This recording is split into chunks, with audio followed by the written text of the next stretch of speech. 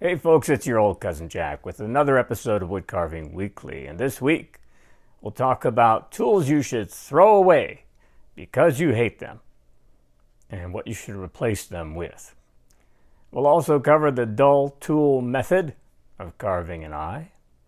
We'll talk about walnut oil and we'll spin around YouTube to find out what else is happening. All that plus more coming right up. I want to remind everyone that the links for all of the resources that I mentioned during this episode will be in the description right below this video. I also post them in the comments section, also down on the page a little further below the video. Let's get started. Well, let's start this week with a visit to WoodChipChatter. That's the blog that's run by carver Bob K. And this month, Bob is talking about walnut oil. It's a question and answer article. And he covers questions like, is walnut oil a hardening oil? Does walnut oil go rancid? And does walnut oil need to be refrigerated?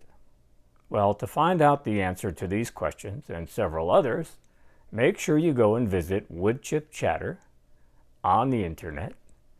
And every month you'll find a brand new article from Bob K. While you're there, make sure you subscribe.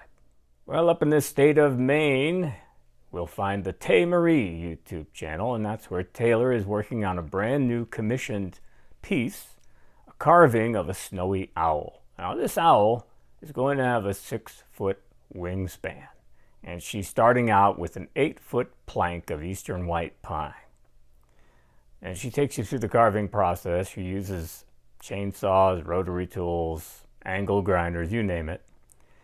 And then she also shares some information about a primer that she's using before painting. And this primer is $80 for a gallon-sized can. Yeah. Well, after the priming, she uses an airbrush to add some details. And then she takes us on a drive to the client's house where she installs this snowy owl up on the wall. It's pretty impressive. I think you'll enjoy it. Make sure you take a look. Yeah, you know, we all have tools that we don't use. And over at the Essential Craftsman YouTube channel, Scott Wadsworth has a new video where he talks about tools that you should throw away. And he says he hates some of these tools. And the title of his video is 5 Tools You Should Throw Away and What to Replace Them With. So Scott does a really nice job of describing what he dislikes about the tools that he hates, and then also what he really likes about the recommended replacement tools. Now, while you're over at his channel, you'll find about 700 videos, and among them you'll see sharpening, information about lumber, what have you. Scott has more than 1 million subscribers. And it's easy to see why, because he has a very entertaining style. I think you'll really enjoy this video and enjoy his channel. Well, up next we'll visit with Van Kelly, where he is describing what he calls the dull tool method for carving an eye. So Van describes a situation where he was working with some tools that probably need a little touch-up. They weren't as sharp as usual. And that sort of gave him inspiration to create this video. In the video, you'll see him using a knife, a V-tool, to do most of the carving. At the end, he adds a little touch with a U-gouge to carve an eye. And he shows you the steps of carving the eye, the eyelids, and the eyebrow. It's a great instructional video, really quick, and an excellent tip. Check it out.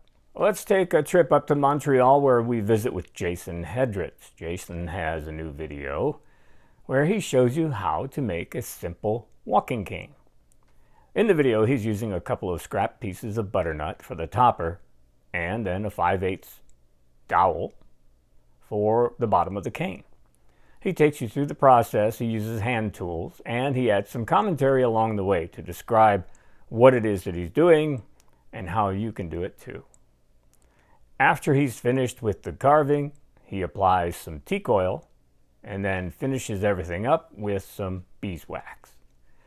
And then in the end, it's a perfect lightweight cane. Make sure you check out Jason's channel and this video. Well, next we'll visit South America. Yes, in Peru is where we will find woodcarver Charly Brunet. And in his new video, Charly is basically making a simple Tiki out of some scrap wood.